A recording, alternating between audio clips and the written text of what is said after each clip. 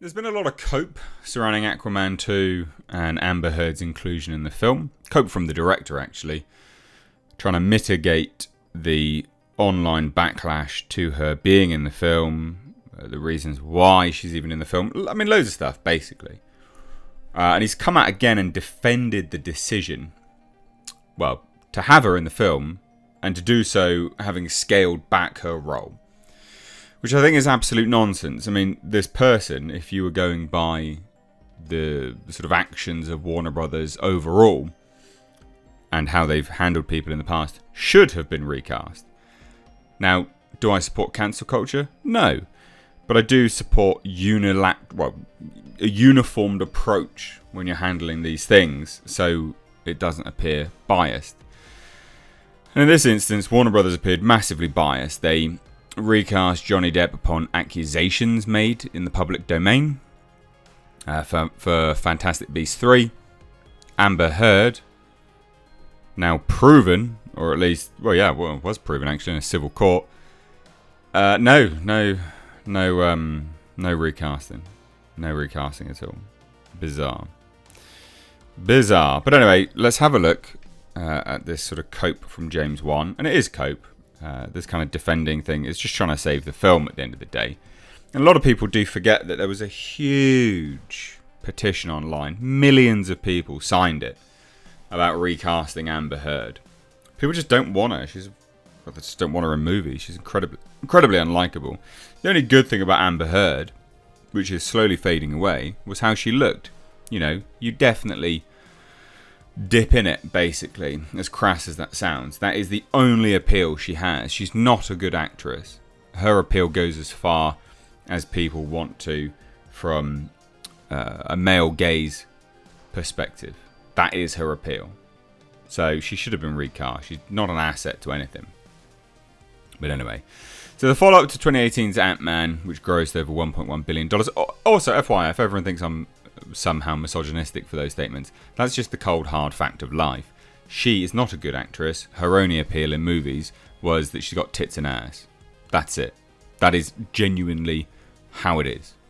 So, you know, if it's misogynistic to state the truth, then continue living in your bubble and kindly fuck off my channel.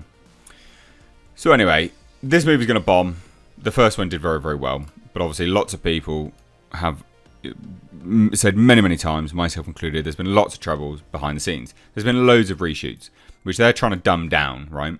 They're trying to dumb down the reshoot aspect of this film and claim that there's only like 9 days of reshoots. There has been so much leaked about this film that's patently false. Not there's things that have been leaked that are patently false, but the statements that are now being made are patently false due to what we already know about the film. And there's been a terrible test screening as well. Awful. But obviously one of the major issues has been Amber Heard, you know, partaking in one of the biggest civil cases. Oh God, I mean, I say like the last 10 to 15 years. It has to be that was a cultural phenomenon. It was everywhere. You know, that will go down in history. Depp versus Heard. It was genuinely a cultural phenomenon. So anyway, James Wan spoke to Empire magazine and didn't directly respond to Heard's courtroom claims that Warner Brothers didn't want to include her in the film.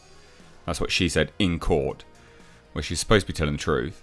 But defended the decision by doubling down on this having always been the plan. This is what he's been doing, going up. Well, no, it was always our plan.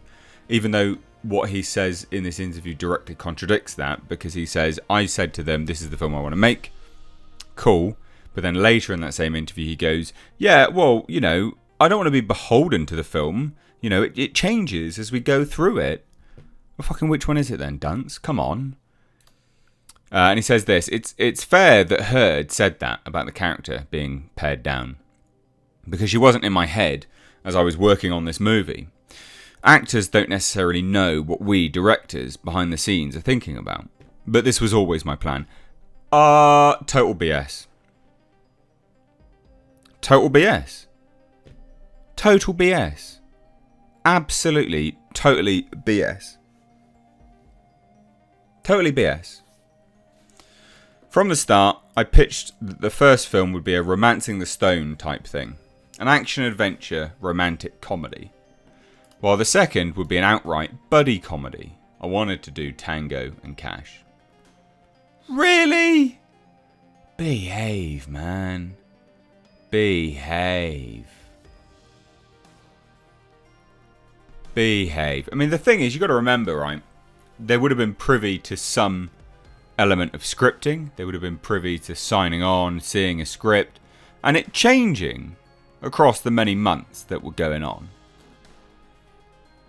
No, it's true. Actors don't necessarily know what the directors behind the scenes are thinking about, but they would have been given a script, and we had direct from the former head of Warner Brothers DC coming out and claiming about bad chemistry and stuff like this, right? Such nonsense. You also painted her out to be the next big thing in this, I don't know, trilogy you plan to make, I guess, of films. And we know that you had to rework things into this film because we know that you had the trench was going to be a big thing, right? So you reworked elements of that into this film. And we know that. That's factual. And that film's not happening. We know that this has had so many reshoots. Michael Keaton was going to be in it. Ben Affleck was going to be in it.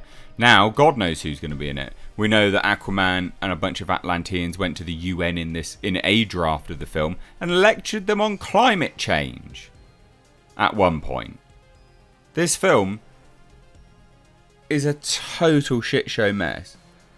And they're desperate to save it. You know, this is their last hurrah in the DC universe former, and they're desperately trying to salvage any amount of money, basically, literally any amount of money that they can get from this, because The Flash was a monumental failure, lost so much cash. So yeah, no, Mirror, awful, and absolute nonsense. So, I mean, you scaled her back, sure, but it wasn't always the case. And you should have just replaced her, quite frankly. So, there's plenty of other people, tits and ass, that will just look as equally as good in a tight latex lycra superhero outfit. There are a dime a dozen. They don't need to act. They can just sit there all wooden, dye their hair red. It's fine. Plenty of people, dime a dozen, nothing special. Anyway, let me know what you think down below. The cope is real. Take care. Bye-bye now.